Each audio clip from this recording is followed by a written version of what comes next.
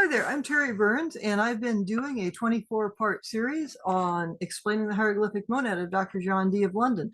But as I said in my last lesson there are some incredible word plays John Dee does, and I love them, but if I stopped at every one and explained them during the class, I might glaze over my whole audience. So I'm putting them in another set of videos.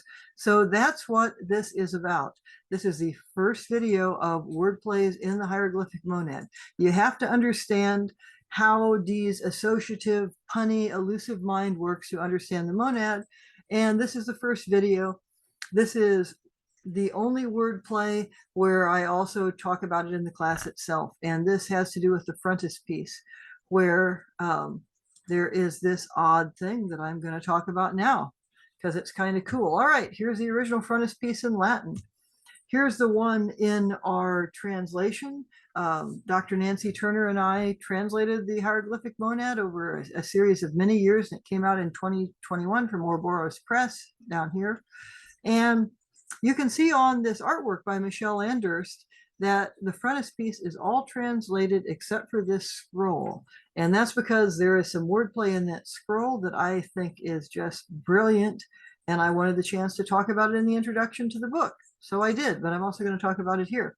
So this scroll that you see here has Latin words in all caps and then a Greek word in all caps. In this kind of hermetic egg, which is around the monad symbol, you have a transliterated Greek word that is full of puns. And so if you translate the whole scroll, you get this nonsensical sort of statement. Mercury becomes parent and the king of all planets when perfected by stable, pointed Stilbon. All right, that's lovely. What does it mean? So, like I was saying in my class, in the monad, when Dee puts something in all caps, or he's writing in Latin, so if he starts throwing out things that are in Greek or Hebrew, which he does on occasion, it means it's important. So here he's throwing out the Greek word, but he's writing it in transliterated Latin in ancient Greek, which makes it even weirder. And it's one of the two names in Greek for Mercury, the other one being Hermeon, which is usually translated as Hermes, like in the Hermetic Emerald Tablet of Hermes Trismegistus, etc. So why on earth would he say this? Mercury becomes a progenitor of all of the planets when it perfects itself. Is it like an Ouroboros serpent or something? Well, maybe it could be, but we're just going to look here at the punning on Stilbon right here, which is another word for Mercury. So what's he doing? And we have to remember that the Roman Mercury is the same as the Greek Hermes, the same as the Egyptian Thoth. The legendary Emerald Tablet is attributed to the thrice great Hermes. The monad glyph itself looks like Mercury in a hermetic egg. And Mercury is one of the most ambiguous terms in physical alchemy, as I talked about in the second teaching video in this series, or as Jennifer Rampling spends a whole chapter of her book, The Experimental Fire on English Alchemy, talking about. Oh, I guess that was the next thing I was going to click. Hi there. So she has a whole chapter on what is Mercury.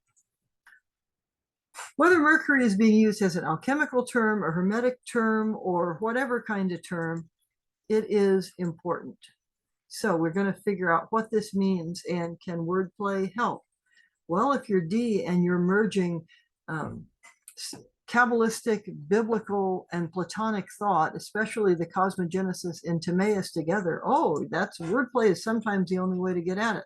So there's that quote again. And we know that Mercury is what we would now call an element. It can be a symbol, that sort of chasing its tail. Powers of the planet Mercury, which they then would have called a wandering star. It can be a metal. It can be a sulfuric acid, although they didn't call it that in the Renaissance, but that's now what some people think Mercury is sometimes talking about. It can be the powers of the god, Hermes, Thoth, Mercury, that links the upper and lower worlds. It can be the philosophic Mercury of the alchemist that you need for the Philosopher's Stone. It can be the power of writing and grammar. It can be magic. It can be a messenger god, an androgynous messenger god, sometimes with two, sometimes with three faces. So that brings us back to the scroll. We have this ambiguous Mercury doing something with a name that is not often used for itself. And now we're going to see what kind of stuff the associative mind of John Dee does and how he develops things through illusion, thought association, and wordplay.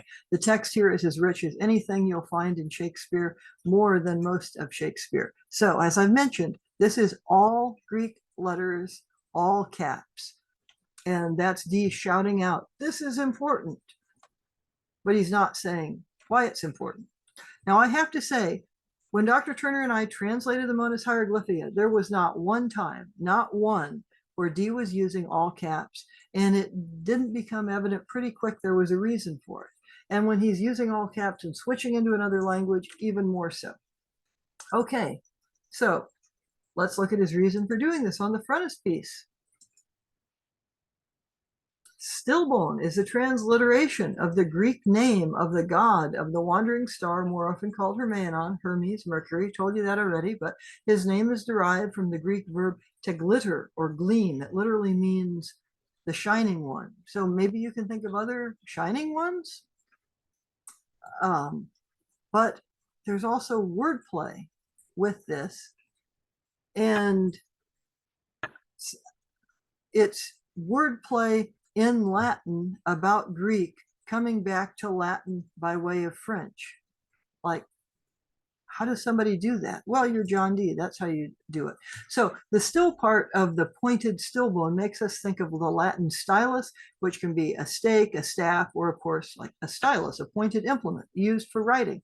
Sometimes we use the pointed end of a stylus for incising letters on a wax tablet, and then there's a long flat side that you use to wipe that tablet clean.